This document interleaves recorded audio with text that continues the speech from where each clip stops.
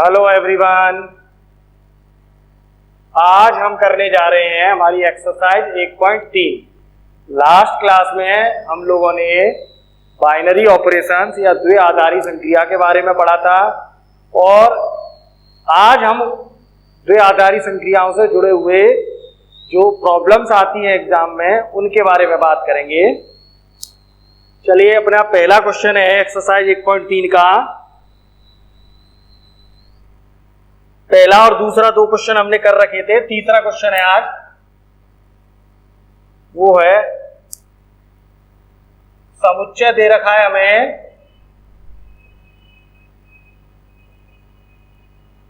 N हम जानते हैं क्या होता है, प्राकृत संख्याओं का समुच्चय होता है। और द्विआधारी जो संक्रिया है वो क्या है, a*b बराबर a प्लस b, और ये तो कर चुके हैं अपन, a प्लस 3b, प्रत्येक a comma b belong to a। अब हमें ये बताना है कि क्या, ये तो बताना ही है, ये द्विआधारी संक्रिया नहीं है, यही हमें प्रूव करना है कि ये जो संक्रिया है एस्टेरिक, क्या ये असल में द्विआधारी है, ये हमें सिद्ध करना है। चलिए देखिए, चूंकि a बिलोंग टू n, क्या a हम किस में से लेंगे, n में से, और b किस में से लेंगे, n में से, राइट। इसका मतलब ये हुआ कि a बिलोंग टू n तथा 3b बिलोंग टू n। हमें ये पहले से पता है कि किसी भी प्राकृत संख्या के साथ अगर हम 3 का गुणा कर दें, 3 भी क्या है, पूर्णांक है, अगर हम इसका गुणा कर दें तो जो परिणाम स्वरूप हमें मान मिलेगा वो भी किसमें मिलेगा, प्राकृत संख्या के रूप में मिलेगा। तो 3b क्या होगा, ये भी प्राकृत संख्या होगा। और दो प्राकृत संख्याओं का योग कैसा होता है, वो भी प्राकृत संख्या होता है। तो फाइनली एस्टेरिक क्या हो गया, द्विआधारी संक्रिया है। क्यों है, क्योंकि a और b दोनों इनमें से लिए हैं और परिणाम स्वरूप हमें जो मान मिल रहा है वो भी किसमें मिल रहा है, n में ही मिल रहा है, इसलिए द्विआधारी संक्रिया है। चलिए चौथा क्वेश्चन देखते हैं। चौथा क्वेश्चन भी सेम ही है, ज्यादा कोई अंतर नहीं है। यहां ये बदल गया है, समुच्चय क्या हो गया है अपना, Q, और Q हम जानते हैं क्या होता है, Q होता है परिमेय संख्याओं का समुच्चय। और जो हमारी संक्रिया है वो हमें क्या दे रखी है, a/b। अब जरा देखिए भाई, क्या ये जो संक्रिया है ये द्विआधारी संक्रिया है, हमें ये बताना है। मैंने लास्ट क्लास में भी आपको बताया था कि जब हमें किसी चीज को सत्य साबित करना होता है तो हमें उसके लिए यूनिवर्सली उसे सत्य साबित करना होता है। गणित में केवल वही चीज सत्य होती है जिसका कोई अपवाद नहीं हो। जैसे हम झूठ साबित नहीं कर सकते हो, लेकिन जब किसी चीज को गलत साबित करना है तो एक एग्जाम्पल देना काफी होता है। यहां हम क्या करेंगे, देखिए Q का मतलब जानते हो, परमेय संख्याएं जिन्हें P/Q के रूप में लिखा जा सकता हो वो संख्याएं कहलाती है परमेय संख्या, राइट। चलिए अच्छा ये बताइए, क्या 0 परमेय संख्या है, a बराबर ले लो 4/3 और b बराबर ले लो 0। क्या ये दोनों Q में आएंगी, डेफिनेटली आएंगी। क्यों, क्योंकि 0 को अपन 0/1 लिख सकते हैं, इसलिए ये भी Q में आएगी। अब जरा हम क्या करें, 4/3/0 करें तो ये जो मान आएगा क्या ये Q में होगा, नहीं होगा, इसलिए एस्टेरिक द्विआधारी संक्रिया नहीं है। तो कैसे सिद्ध करना है और कैसे नहीं है ये प्रूव करना है, दोनों ही समझ लिए। जो अगला क्वेश्चन है वो सीधा a-b है, उसमें भी कोई प्रॉब्लम नहीं है, हम जानते हैं। 5वां क्वेश्चन है, मैं थॉट में आपको हिंट दे देता हूं, a*b a-b दे रखा है और समुच्चय क्या दे रखा है, r, राइट। तो अब जरा मुझे ये बताइए कि a belong to r, B belong to R, इसका मतलब ए माइनस बी क्या होगा, ये भी बिलोंग टू आर आएगा। क्यों? क्योंकि दो वास्तविक संख्याओं का अंतर भी कैसा होता है, सदैव वास्तविक संख्या होती है, इसलिए एस्टेरिक कैसी होगी, द्विआधारी संक्रिया होगी। राइट। चलिए ये तो हो गया कि हमें पहचानना कैसे है कि कोई संक्रिया द्विआधारी संक्रिया है या नहीं। एक एग्जाम्पल और कर लेते हैं हम, उसमें भी हमें यही पहचानना है कि ये द्विआधारी संक्रिया है या नहीं है। एग्जाम्पल है हमारा 13, एग्जाम्पल नंबर 13 है क्वेश्चन। इसमें एक समुच्चय दे रखा है एस, और ये किसका है, ये इन समुच्चयों का समुच्चय है S A B C D, और ए जो है वो दे रखा है मेरा रिक्त समुच्चय या फाई, बी जो है वो दे रखा है ए कॉमा बी, सी जो है वो दे रखा है ए कॉमा सी, और डी जो है वो दे रखा है ए बी सी। हमसे ये पूछ रहा है कि ये प्रूव करिए कि इस समुच्चय के लिए जो यूनियन की संक्रिया है वो तो द्विआधारी है, लेकिन इंटरसेक्शन की संक्रिया, मतलब ये जो संक्रिया है ये द्विआधारी है, लेकिन ये जो संक्रिया है इंटरसेक्शन ये द्विआधारी नहीं है। ये हमें प्रूव करना है, ये है और ये नहीं है। चलिए कैसे प्रूव करेंगे, देखिए मैंने पहले ही आपको बताया कोई भी संक्रिया द्विआधारी संक्रिया कब होती है, जब उसके प्रत्येक अवयव के लिए उसके कोई से भी हम दो अवयव लें और उनके बीच में संक्रिया कराएं और परिणाम स्वरूप हमें उसी समुच्चय का अवयव मिल जाए। देखिए यहाँ 4 अवयव है, चलो हम पहले यूनियन संक्रिया ले लेते हैं। चूंकि ए यूनियन बी बराबर, मतलब फाई का यूनियन फाई से, यूनियन का मतलब होता है इकट्ठे करके लिख देना, परिणाम स्वरूप फाई आएगा, बराबर क्या होगा ए, किसमें बिलोंग करेगा, एस में, मतलब एस के ही दो अवयव लिए और एस में ही उनका परिणाम आ गया। चलिए उल्टा लिख दिया मैंने, A comma B belong to S के लिए ए यूनियन बी बराबर, इनका यूनियन करिए भाई, ए क्या है रिक्त समुच्चय, यूनियन ए कॉमा बी है, परिणाम स्वरूप हमें क्या मिलेगा ए कॉमा बी मिलेगा, और ये क्या है बी है, बिलोंग टू एस। ऐसे ही A comma C belong to S, इनके लिए क्या होगा ए यूनियन सी क्या आएगा, रिक्त समुच्चय का किसी भी समुच्चय के साथ यूनियन करें तो वही समुच्चय वापस मिल जाता है। ऐसे ही A comma D belong to S, इनका यूनियन करें तो phi union A B C, परिणाम में हमें क्या मिलेगा ए बी सी, मतलब डी समुच्चय, ये भी एस में मौजूद है। राइट। ऐसे ही अब क्या करेंगे, बी और सी का कर लो, A intersect A union B कहो या बी यूनियन ए कहो कोई फर्क नहीं पड़ता, बी का यूनियन बी से बी आएगा ही। राइट।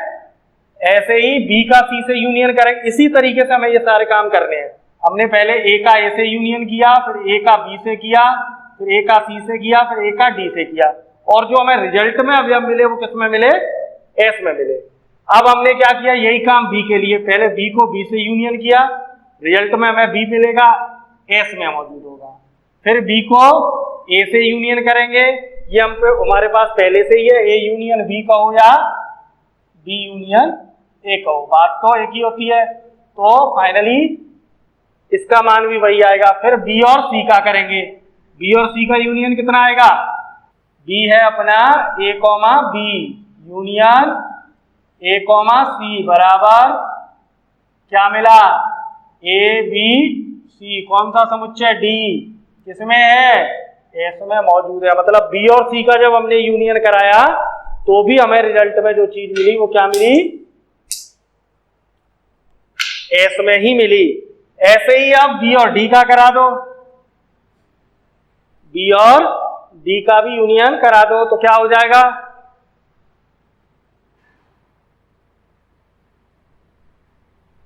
इनका यूनियन क्या आएगा A B union A B C, finally क्या आएगा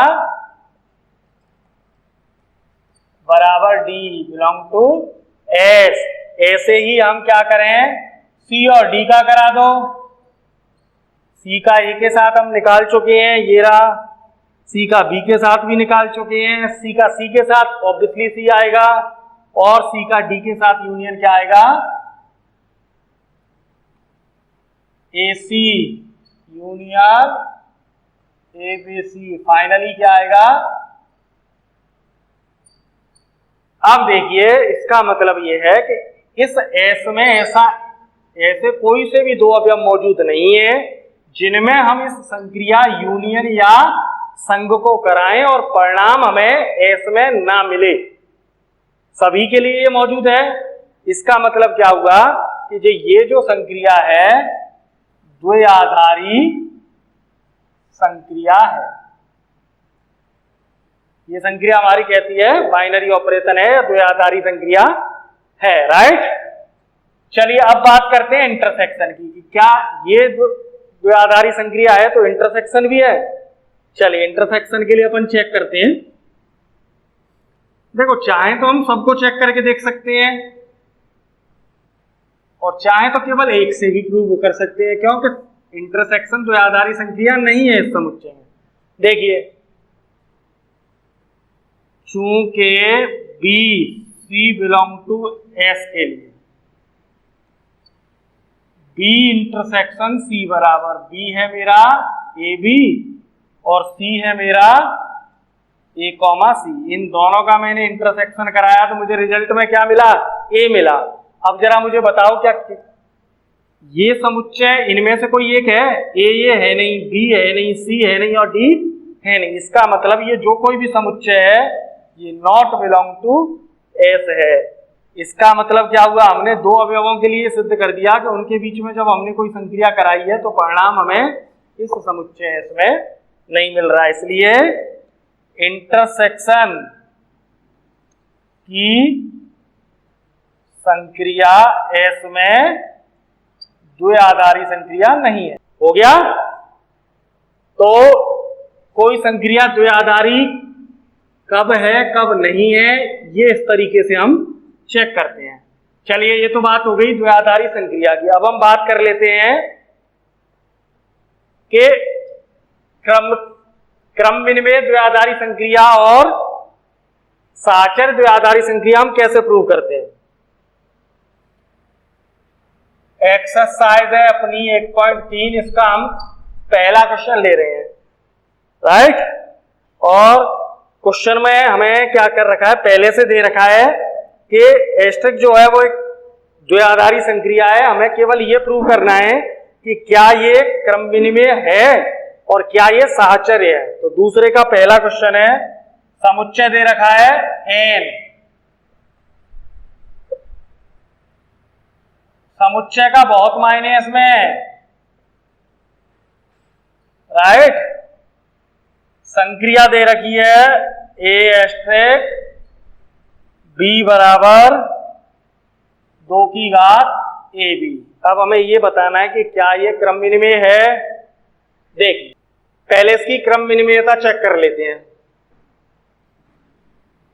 चूंकि प्रत्येक A comma B belong to N के लिए हमें चेक, ये तो पहले से दे रखा है कि ये जो एस्टेरिक है वो क्या है, द्वयाधारी संक्रिया है। जब हमें क्रम विनिमयता या साहचर्यता प्रूव करनी होती है तो असल में हमें संक्रिया क्या है इसे समझने की सबसे ज्यादा जरूरत होती है। जैसे हम इस एग्जांपल की बात करें तो ए एस्टेरिक बी बराबर कितना दे रखा है, 2 की घात ए बी दे रखा है। मतलब ये क्या संक्रिया है, ये संक्रिया ये कहती है कि जब हम दो अवयवों के बीच में संक्रिया को कराएंगे, कोई सी भी संक्रिया मौजूद हो इसको कराएंगे तो क्या होगा कि यहाँ जो अवयव होंगे वो 2 की घात में गुणा होके चले जाएंगे। अब अगर मैं ये कहूं क्या होना चाहिए भाई, इसका मतलब यह है कि अब 2 की घात में अब भी ये गुणा होके ही जाने चाहिए। अवयव बदल रहे हैं लेकिन संक्रिया तो नहीं बदलेगी। इसका मतलब ये अगर कहीं पे 2 एस्टेरिक 4 लिखा होता तो क्या होता, 2 की घात में 2 गुणा 4 हो जाता। 3 एस्टेरिक 4 लिखा होता तो 2 की घात में 3 गुणा 4 हो जाता। यही मतलब तो है। तो बी एस्टेरिक लिखा है तो 2 की घात में ये होता है, राइट। अब जरा ध्यान से देखिए, इसको दे लीजिए समीकरण नंबर 1, इसको दे लीजिए समीकरण नंबर 2। अब समझिएगा जरा कि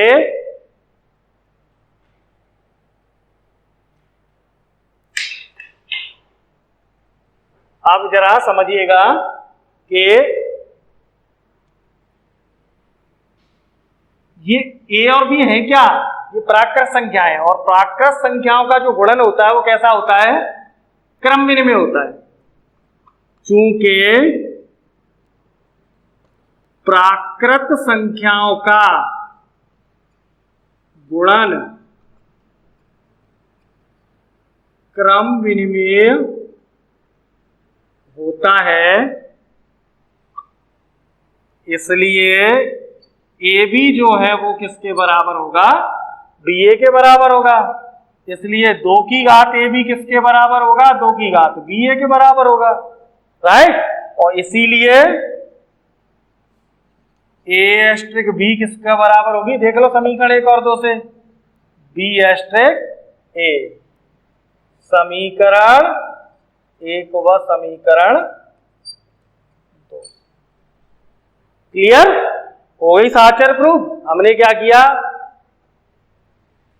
ए और बी के बीच में जो संक्रिया है वो पहचानी, 2 की घात ए बी कर दिया, उल्टा कर दिया 2 की घात बी ए कर दिया। अब मैं पता ए बी क्या है, प्राकृत संख्याएं, प्राकृत संख्याएं तो उनका गुणा कैसा होगा, क्रम विनिमय होगा, इसलिए ए बी बराबर होगा बी ए के, इसका मतलब 2 की घात ए बी बराबर होगा 2 की घात बी ए के, इसका मतलब ए एस्ट्रिक बी और बी एस्ट्रिक ए बराबर होंगे। चलिए आगे चलते हैं। अब हम बात करते हैं साहचर्यता की, इसी की साहचर्यता कैसे प्रूव होगी। चलिए अब साहचर्यता पे आते हैं हम। ये कैसे प्रूव करेंगे कि ये जो संक्रिया है हमारी, ये साहचर्य क्रम विनिमय संक्रिया है। देखिए जब मैं थ्योरी पढ़ा रहा था तभी मैंने आपको बताया था क्रम विनिमयता के लिए 2 अवयव लेते हैं, साहचर्य के लिए 3 लेते हैं। चूंकि प्रत्येक A B C belong to N के लिए यहां समुच्चय हमारा क्या दे रखा है, एन, इसलिए एन में से लिए ए एस्ट्रिक बी एस्ट्रिक सी बराबर। अब समझिए ये इसकी वैल्यू कितनी है, दे रखी है हमें 2 की घात ए बी है, राइट। अब समझिए जब ए और बी 2 अवयव थे तो 2 की घात में ए और बी का गुणा होके गया। अब अवयव मेरे ये 2 हैं तो 2 की घात में इन दोनों का गुणा होकर चला जाएगा, इसको 1 नंबर दे लीजिए। यहां डॉट है मतलब इनका गुणा हो रहा है 2 की घात ए बी और सी का। ऐसे ही उल्टा निकाल लीजिए। अब देखिए जरा ध्यान से, ए तो ऐसे कैसे बना रहेगा, अवयव मेरे बी और सी हो गए तो क्या होगा, 2 की घात में क्या आ जाएगा, बी और सी आ जाएगा। इन दोनों अवयवों के लिए क्या होगा, 2 की घात में ए डॉट 2 बी सी आ जाएगा। अब बताओ मुझे, क्या आपको लगता है, देखने से ही लग रहा है क्या कि ये एक होंगे, नहीं है। चाहो तो एग्जाम्पल भी दे सकते हो, एग्जाम्पल से भी प्रूव कर सकते हो, चाहो तो ऐसे भी लिख सकते हो। समीकरण 1 व समीकरण 2 से क्या चीज है, 2 की घात 2 A B dot C not equal to 2 की घात ए डॉट 2 बी सी। इसका मतलब है A asterisk B not equal to, ये दोनों ही चीजें बराबर नहीं है। एग्जाम्पल से भी गलत सिद्ध कर सकते हो, चाहो तो, कोई जरूरी नहीं है ऐसे करोगे। ले लो ए बराबर 2 ले लो, बी बराबर 3 ले लो, सी बराबर 4 ले लो, सभी एन में से हैं। प्रूव करना चाहो तो ए एस्ट्रिक बी की जगह क्या आ जाएगा, 2 एस्ट्रिक 3, 2 की घात 2 तिया 6 या 2 की घात 6। सॉल्व कर लो, इसको निकाल लो, कितना आएगा, ये कितना हो जाएगा, 2 की घात 8 हो जाएगा समथिंग, सॉरी 2 की घात या 2 की वैल्यू निकाल लो, 2 दूनी 4 दूनी 64 गुणा 4 कितना हुआ? 256, राइट। ऐसे उल्टा निकाल लो, a asterisk b asterisk c बराबर 2 एस्ट्रिक 3 एस्ट्रिक c 4, 2 की घात 3 गुणा 4 या 2 एस्ट्रिक 2 की घात 12। अब इन दोनों में कर दो, 2 की घात 2 इंटू 2 की घात 12 या 2 की घात 13। अब ये घर निकाल लेना, 2 की घात 13 की वैल्यू कितनी होगी, ओके। पर इतनी तो नहीं होगी, ये कंफर्म, ये दोनों बराबर नहीं हो। तो ऐसे भी चाहो तो प्रूव कर सकते हो और सरल एग्जाम्पल ले सकते हो। तो ये साहचर्यता का एग्जाम्पल रहा कि साहचर्य नहीं है। ये कैसे, क्या लिखेंगे, नीचे यहां लिख देंगे, अतः एस्ट्रिक साहचर्य द्विआधारी संक्रिया नहीं है। चलिए अगले क्वेश्चन की तरफ चलते हैं। क्वेश्चन नंबर जो 2 है अपना, समुच्चय क्या दे रखा है, वही है, और द्विआधारी संक्रिया क्या दे रखी है, a एस्ट्रिक b बराबर a plus b plus a square b, right. अब इसके लिए हमें प्रूव करना है कि क्या ये क्रम विनिमेय और साहचर्य द्विआधारी संक्रिया है। क्या करते हैं, प्रांत के 2 अवयव, सॉरी समुच्चय के 2 अवयव लेते हैं और उनके लिए ये निकाल लेते हैं, ये एस्ट्रिक b कितना आएगा, ये तो दे ही रखा है अपन को। संक्रिया पहचानना जरूरी है। संक्रिया क्या कह रही है कि जब हम 2 अवयवों के बीच में जो संक्रिया से करा रहे हैं, तो पहला अवयव प्लस दूसरा अवयव प्लस पहले अवयव का वर्ग इंटू दूसरा अवयव। जब अवयव ये हो जाएंगे तो पहला अवयव b है, दूसरा ये है, पहला अवयव प्लस दूसरा अवयव प्लस पहले अवयव का वर्ग इंटू दूसरा अवयव। अब जरा बताइए भाई मुझे कि क्या ये बराबर हैं? ये बराबर नहीं है, या a स्क्वायर b है या b स्क्वायर a है, तो सभी प्राकृत संख्याओं के लिए तो बराबर होंगे नहीं। ये समीकरण 1 व समीकरण 2 से a plus b plus a square b not equal to b plus a plus b square a नहीं होंगे। ये दोनों चीजें तो बराबर हैं, लेकिन a स्क्वायर b और b स्क्वायर a बराबर नहीं हो सकते। चेक करके देखना चाहो देख लो, केवल एक ही अवस्था में ये बराबर हो सकते हैं, जब a और b बराबर हो। इसके अलावा बाकी और कंडीशंस में ये बराबर नहीं होंगे। अब बराबर नहीं होंगे जबकि हमें तो सबके लिए सिद्ध करना है, तो सबके लिए तो ये चीज सही नहीं है, इसलिए ये हमारे बराबर भी नहीं है। इसका मतलब a asterisk b not equal to b asterisk a। इसका मतलब क्रम विनिमेय द्विआधारी संक्रिया नहीं है, राइट। साहचर्यता भी प्रूव कर लो, करना चाहो तो। साहचर्यता के लिए क्या करोगे, 3 अवयव लोगे,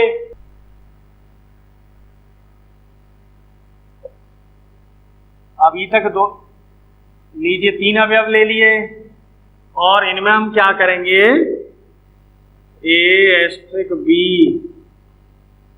देखिए क्या कह रही है हमारी संक्रिया कि जब a और b है तो पहला अवयव प्लस दूसरा अवयव प्लस पहले का वर्ग इंटू दूसरा। इससे हमने अभी हाथ भी नहीं लगाया, ऐसे कैसे लिखा है। फिर आगे जब हम सॉल्व करेंगे तब भी संक्रिया तो वही रही। पहला अवयव कितना है, ये रहा, a plus b plus a square b। दूसरा अवयव कितना है, c, और फिर पहले का वर्ग इंटू दूसरा अवयव, राइट।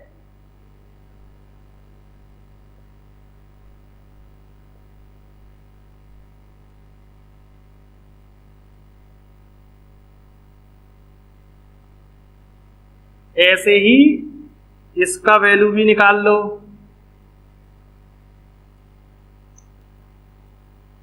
यहां देखो बी और सी के बीच में संक्रिया है, तो पहला अवयव दूसरा अवयव, पहले का वर्ग इंटू दूसरा अवयव। अब अवयव एक ये हो गया और एक ये पूरा अवयव हो गया। जैसे यहां ये पूरा हुआ था वैसे यहां ये पूरा हो गया। तो पहला अवयव प्लस दूसरा अवयव और प्लस पहले अवयव का वर्ग इंटू दूसरा अवयव। राइट, ये हो गया हमारा समीकरण नंबर 2। अब देखो, क्या तुम्हें लग रहा है कि ये दोनों बराबर है? सवाल ही नहीं है ये दोनों बराबर होने के। ये बराबर, ये बराबर, ये बराबर, लेकिन ये दो चीजें बराबर नहीं हो सकती सिवाय किसके? जब तक कि ए और सी बराबर नहीं हो। इनकी बात अलग है, इनमें भी जाएंगे आगे तो ये भी बराबर नहीं आएंगे। तो फाइनली क्या होगा? समीकरण 1 व समीकरण 2 से वैल्यू क्या आएगी? ए प्लस बी प्लस सी, या सीधे लिख लो सी प्लस ए स्क्वायर बी प्लस ए प्लस बी प्लस, मतलब ये दोनों चीजें कैसे हैं? बराबर नहीं है। लीजिए, मैंने क्या कह दिया कि ये जो चीज मेरी थी ये और ये दोनों ही चीजें बराबर नहीं है। देखने से ही पता चल रहा है, इसका मतलब ये और ये भी बराबर नहीं है। ये भी कैसी नहीं होंगी? और जब ये बराबर नहीं होती तो हम क्या कहते हैं कि ये संक्रिया हमारी एस्टेरिक साचर नहीं है। राइट, चलिए आगे चलते हैं। बाकी के जो सवाल है इसके वो मैं आपको पीडीएफ में भेज दूंगा। अभी हम चलते हैं तत्समक अवयव निकालने की तरफ। इसकी तरफ जाते हैं। चलिए, हमें साचर प्रूव करना आ गया, क्रम विनिमय प्रूव करना आ गया। हम एक तत्समक अवयव निकालने की तरफ और जाते हैं कि कैसे निकलेगा। क्वेश्चन नंबर देखो 3। ऐसा करते हैं, हम जो एग्जाम्पल है अपना एक वो कर लेते हैं, पेपर में आया हुआ भी है और इंपॉर्टेंट भी है। 11 नंबर एग्जाम्पल है और एग्जाम्पल में हमें क्या है? आर दे रखा है, समुच्चय क्या दे रखा है? आर, और संक्रिया क्या दे रखी है? यहां पर a नॉट इक्वल टू 1 है। a की वैल्यू कभी भी 1 नहीं होगी। अब देखिए, ये जो एग्जाम्पल है और ये जो हमारा बुक का क्वेश्चन है चौथा, एक्सरसाइज 1.3 का क्वेश्चन नंबर 4, ये दोनों एक ही है, अलग अलग नहीं है। कैसे एक ही है? वहां समुच्चय आपको दे रखा है आर में से इसको कम कर, वहां सीधा समुच्चय ऐसे लिख दिया है। इस वाले में हमें यहां लिख दिया संक्रिया में कि ए का मान 1 नहीं होगा। तो एक तरीके से दोनों एक ही बात है। या तो आर लिख दो और नीचे लिख दिया कि 1 के बराबर नहीं होगा, या ऊपर ही आर माइनस 1 लिख दिया। राइट, चलिए सबसे पहले हम इसे द्विआधारी तो ये है दे रखी है, क्रम विनिमयता चेक करते हैं इसकी। ऐसे लिख लो या बाद में लिख देना कि आर तो ये तो 1 के बराबर है ही नहीं। हम ऐसे ही लिख के चलते हैं, तो भी हमें पहले से पता है ए की वैल्यू 1 नहीं है। राइट, संक्रिया हमारी क्या है? पहला प्लस दूसरा माइनस दोनों का गुणा होके घटाएंगे। बी एस्ट्रिक ए बराबर क्या हो जाएगा? पहला प्लस दूसरा माइनस दोनों का गुणा करके घटाएंगे। ये दोनों ही कैसे हैं? बराबर हैं। क्यों? क्योंकि वास्तविक संख्याओं का गुणा, योग, अंतर सब वास्तविक संख्या ही होते हैं। इसलिए समीकरण 1 ए प्लस बी माइनस ए भी कह लो या बी प्लस ए माइनस बी ए कह लो, बात तो एक ही है। इसका मतलब ए एस्ट्रिक बी बराबर बी एस्ट्रिक ए है। इसका मतलब एस्ट्रिक जो है क्रम विनिमय द्विआधारी संक्रिया है।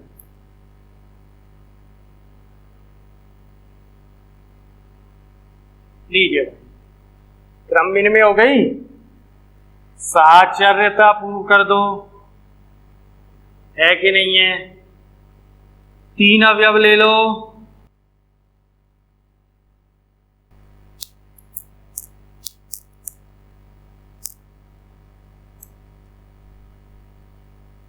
ऐसे करके भी लिख सकते हो तुम। जो सवाल में कंडीशन दे रखी है उसे हर एक जगह आगे लिख सकते हो, तो ऐसे करके नहीं लिखना पड़ेगा फिर तुम्हें, राइट। यहां भी लिख सकते हो, थोड़ा सा डिफरेंस है इसलिए मैंने चेंज कर दिया इसको। बाकी दोनों सवाल होंगे एक तरीके से। अगर सवाल चौथा है तो -1 करके लिखते चलो। देखिए भाई, इसकी वैल्यू क्या आएगी, पहला प्लस दूसरा माइनस दोनों, एस्ट्रिक सी। अगली लाइन में फिर से 2 अवयव है, एक अवयव ये है, एक ये है। पहला प्लस दूसरा माइनस पहला गुणा दूसरा।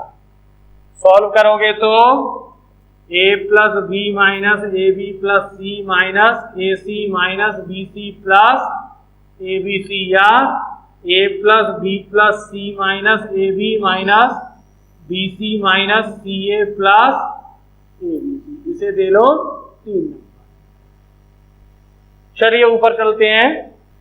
a एस्ट्रिक बी एस्ट्रिक सी बराबर क्या होगा, a, अब की बार इसको नहीं छेड़ते, इनको सॉल्व कर लेते हैं। b plus C minus B सी, राइट। अब ये मेरा पहला अवयव, ये दूसरा अवयव। पहला प्लस दूसरा माइनस पहला इंटू दूसरा, और सॉल्व करोगे तो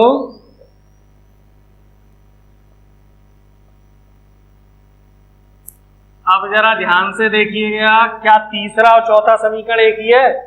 ए बराबर बी, बी बराबर सी, सी बराबर minus B C minus A B minus A B minus A C, A B C plus के, ए बी सी प्लस के।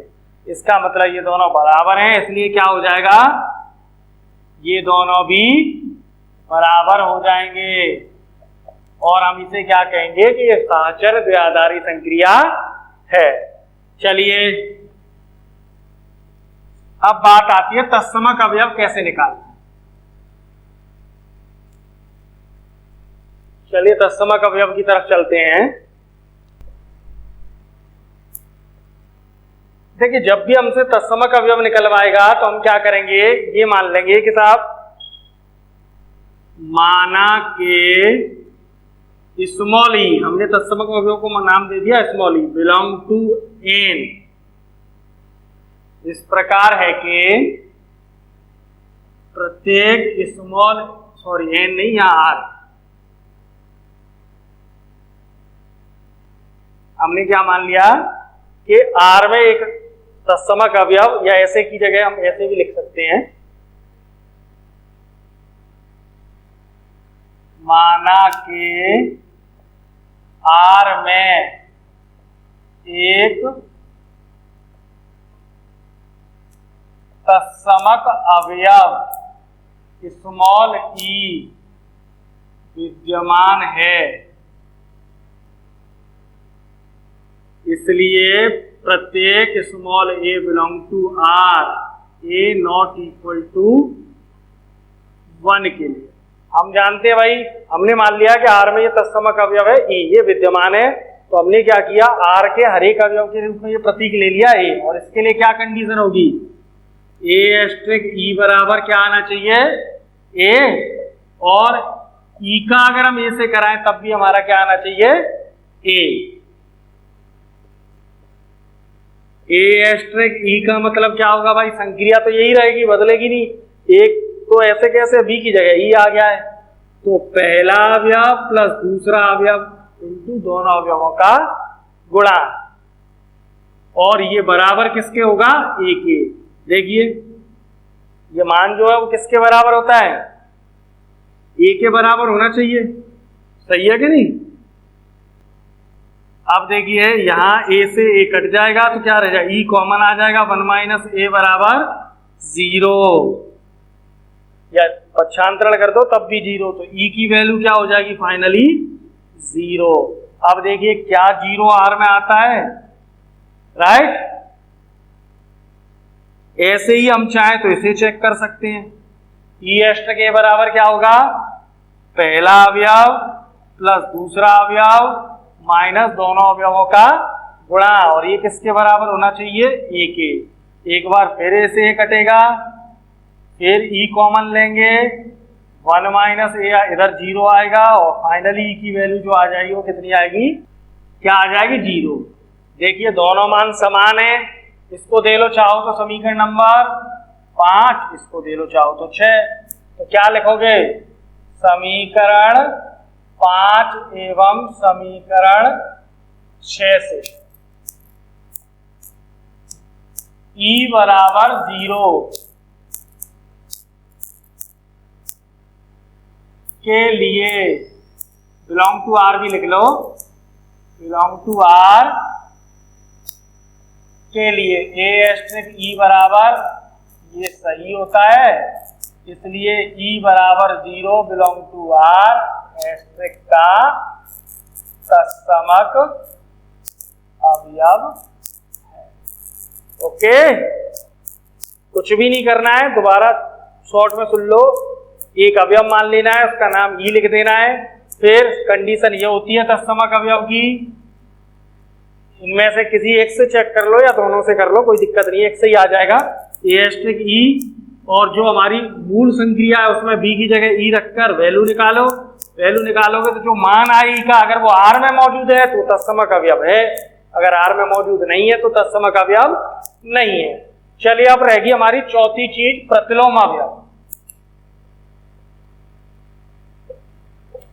देखिए मैंने आपको पहले ही बताया था कि किसी भी अवयव का जो प्रतिलोम होता है, आवश्यक नहीं है कि किसी समुच्चय के हर एक अवयव का प्रतिलोम हो ही, किसी का हो भी सकता है, किसी का नहीं भी हो सकता, अगर है तो वो कैसा होगा, अद्वितीय होगा, राइट। माना के किसी small a belong to r का प्रतिलोम अवयव small belong to b, sorry small b belong to r है। हमने मान लिया कि साहब a का जो प्रतिलोम है वो क्या है, b है, राइट। अब अतः प्रतिलोम अवयव की परिभाषा से, क्या परिभाषा होती है प्रतिलोम अवयव की, कि अगर हम a और b की संक्रिया कराएं, मतलब अवयव की और उसके प्रतिलोम की संक्रिया कराएं, तो हमें परिणाम स्वरूप तत्समक अवयव मिलना चाहिए। अब देखो संक्रिया हमारी क्या है, a plus B minus A b है, इसकी जगह तो यही आएगा, और तत्समक अवयव क्या है, चूंकि e बराबर 0 हम निकाल चुके हैं पहले, रख दिया, सॉल्व करोगे से तो यहां भी कॉमन ले लोगे, 1 माइनस ए आ जाएगा, यहां माइनस ए, फाइनली b बराबर हो जाएगा माइनस ए अपॉन 1 माइनस ए, और b बराबर हो जाएगा a बटे a माइनस 1। कब, क्योंकि a का मान ये तो हमने पहले ही ले रखा है, राइट, a की वैल्यू तो एक है ही नहीं, तो ये सही होगा। इसे हम कहेंगे अतः small a belong to r का प्रतिलोम अवयव, ये इनवर्स कहा जाता है, इसे क्या कहेंगे, a बटे a माइनस 1। कब, जब a नॉट इक्वल टू, ये हो गया हमारा प्रतिलोम अवयव ज्ञात करना, राइट।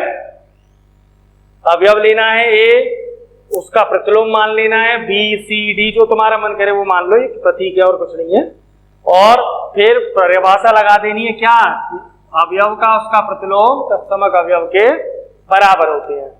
मूल संक्रिया को लिख देना है, यहां से ए एस्टिक बी की वैल्यू लिख दी, ई का मान हमने इससे पिछले टॉपिक में निकाला ही था, तत्सम का अवयव मैं वो लिख दिया, सॉल्व किया, और ये देखना है कि ये आर में मौजूद है या नहीं है। डेफिनेटली होगा ही। ए की वैल्यू हम कुछ भी रखें, एक के अलावा सब वैल्यू कैसी आएगी, वास्तविक आएगी, तो बिलोंग टू आर होगा, इसलिए ए बिलोंग टू आर का प्रतिलोम अवयव कितना है, ए इनवर्स कितना हो जाएगा, ए बटे ए माइनस 1। कब, जब ए का मान 1 नहीं है तो। इस तरीके से अपने प्रतिलोम अवयव, तत्समक अवयव, सहचर्यता और क्रम विनिमयता, ये चारों टॉपिक पूरे होते हैं। नेक्स्ट क्लास में अपन फिर से हाजिर होंगे। Thank you.